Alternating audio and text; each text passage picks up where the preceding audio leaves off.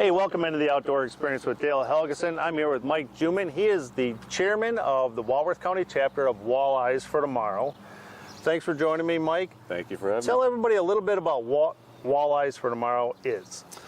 Walleyes for Tomorrow is a not-for-profit organization, 100% volunteer run, mostly focusing on not just harvesting and making walleyes, but in addition to that, they spend a lot of time in improving the habitat, allowing for a better environment for natural reproduction in the lake itself. Walleyes for Tomorrow is a very unique organization because they do, all you do is have to be a member, start a chapter, and they provide all the equipment for free, correct? That's correct. So with all the equipment, we actually go through a whole process of harvesting walleyes and getting the eggs and all that stuff to create a hatchery, to create fry to release into the lake to increase the population of walleyes, right? Talk a little bit about why we do this and we're in Fontana, Wisconsin, on Lake Geneva. Talk about why we're doing this on Lake Geneva.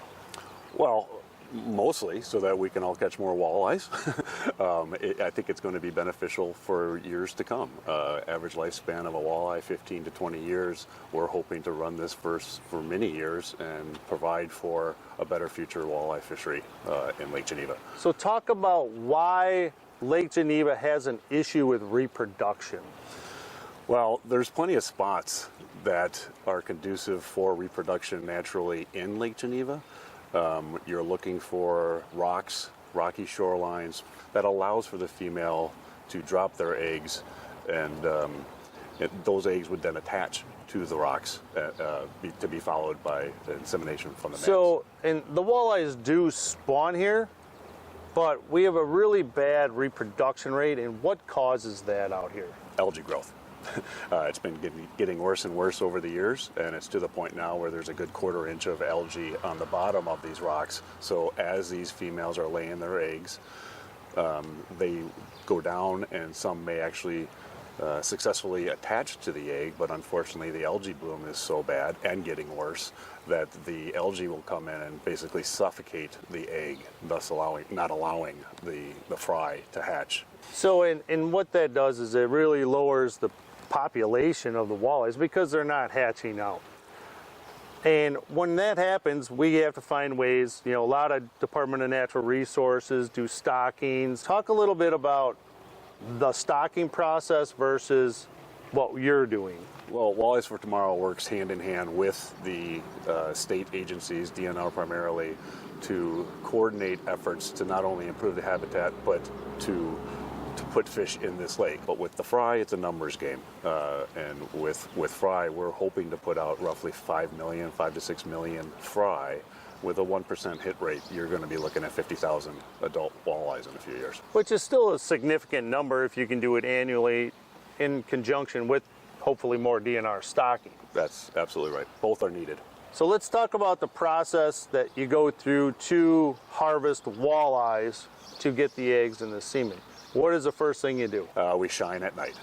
So we know a couple things already. We know that they're going to be up shallow. We know that they're going to be around rocky shorelines. Yep.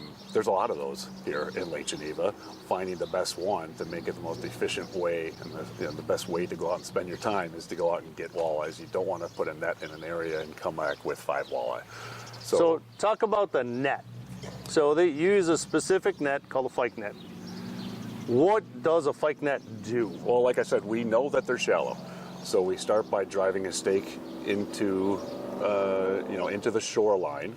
One lucky gentleman has to get out and get his feet wet and get in there and put the net down. And that net extends out anywhere from 50 to 90 feet.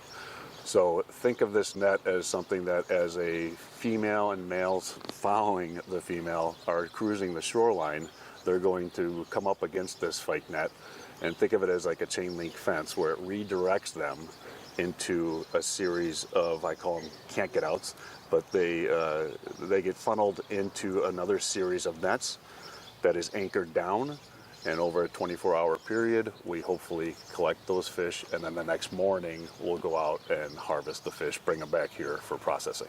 So what is the process of actually harvesting the walleyes out of these nets? So we'll go out the night before, we'll put out the nets. The next day we'll come and we come up slowly and we'll pull the anchor, we'll get the boat tight, pull the net out, and the fish should be collected all in the final netting area. So you open up the net and all these walleyes are in there, then what do you do?